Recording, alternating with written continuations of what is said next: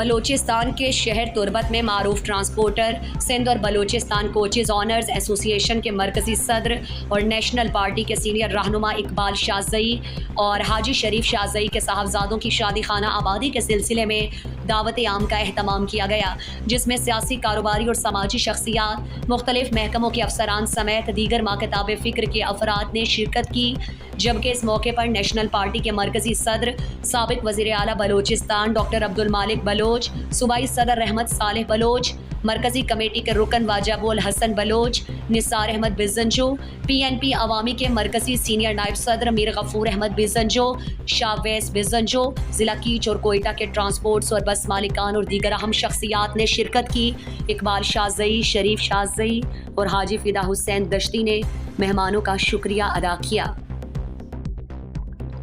مزید دلچسپ معلومات اور خبروں سے آگاہ ہونے کے لیے Gedrosia point Facebook page, Instagram, Twitter کو فالو اور یوٹیوب چینل کو سبسکرائب کریں۔ بیل آئیکن بٹن دبانا نہ بھولیں